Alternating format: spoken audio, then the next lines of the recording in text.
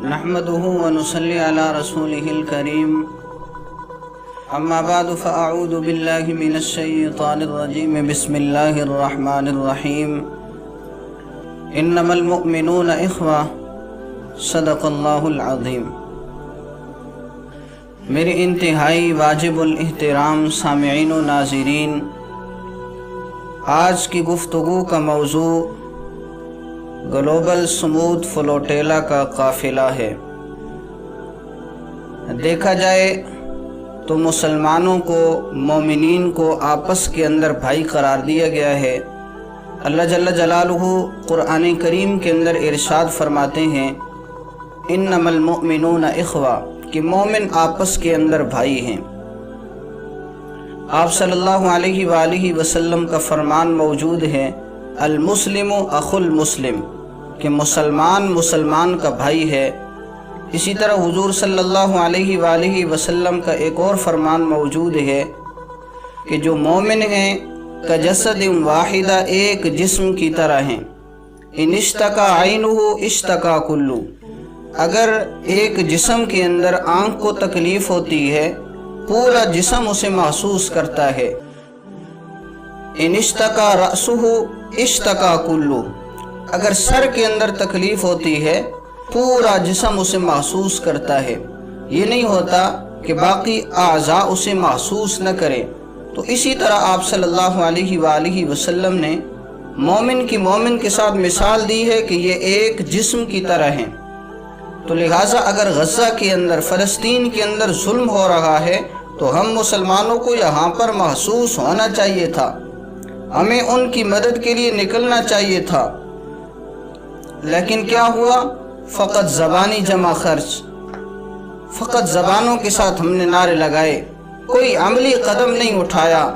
تو اللہ جل جلالہ چونکہ مسلمانوں کا محتاج نہیں ہے، اس لیے اللہ جل جلالہ نے غیر مسلم افراد کو اس کی سکیورٹی کے لیے، اس کی حفاظت کے لیے، غزہ کے مظلوم مسلمانوں کی مدد کے لیے اور ظالم محاصرے کو توڑنے کے لیے قبول فرما لیا۔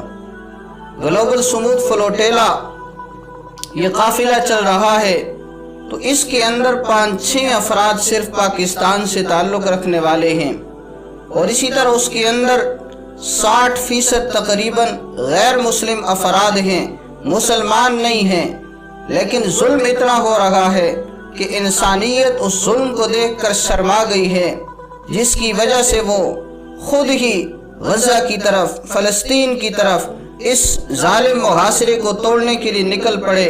اور اس کے اندر پھر کچھ پاکستانی شریک ہوئے، جن میں ایک نام سینیٹر مشتاق احمد خان صاحب کا آتا ہے، جو کہ سابق سینیٹر جماعت اسلامی سے تعلق رکھنے والے ہیں اور ان کے سابق سینیٹر رہ چکے ہیں، سیاستدان تھے، مظلوم مسلمانوں کے حق میں آواز اٹھاتے تھے، آج اس غزہ کی طرف جانے والے قافلہ کے اندر شامل ہیں۔ اسی طرح دوسرا نام رہبر شریعت پیر طریقت محمد سعید مظہر شاہ صاحب حفظہ اللہ کا ہے۔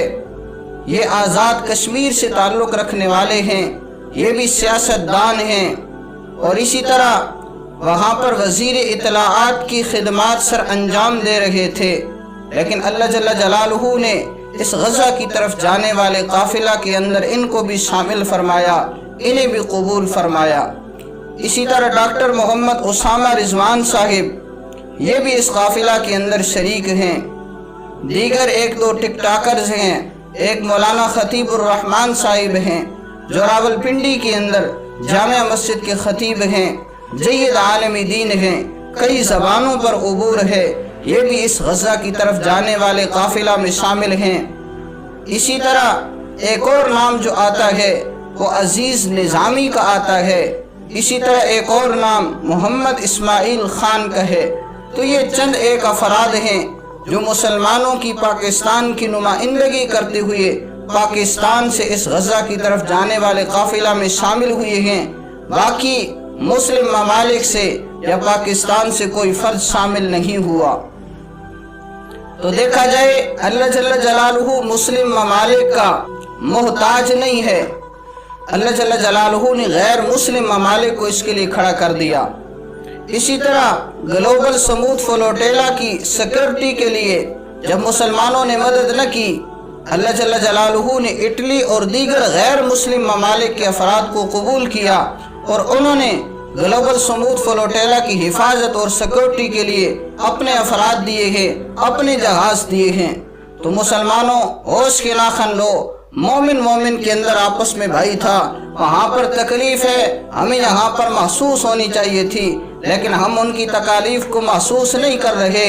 اللہ جل جلالہ ہمارے محتاج نہیں، اللہ نے غیر مسلم ممالک کو، غیر مسلم افراد کو قبول فرما لیے ہے، تو لہٰذا کم از کم ہم ان کے حق میں آواز اٹھائیں، ان کی ویڈیوز کو اپلوڈ کریں، شیئر کریں، تاکہ سب تک ان کی بات پہنچ سکے اور ان کے لیے دعا فرمائیں۔ اللہ جل جلالہ انہیں مکمل حفاظت کے ساتھ، خیر و عافیت کے ساتھ غزہ تک پہنچائے اور وہاں پر وہ پہنچ کر اس ظالم محاصرہ کو توڑیں، وہاں پر ادویات اور اسی طرح مالی امداد اور اسی طرح کھانے پینے کی اشیاء وہاں پر پہنچائیں، اور اسی طرح یہ بھی دعا فرمائیں کہ جو اس قافلہ کے اندر غیر ممالک کے افراد موجود ہیں تو وہ بھی اللہ جل جلالہ انہیں ایمان کی توفیق بخشے، وہ بھی مسلمان ہو جائیں، دار اسلام کے اندر داخل ہو جائیں۔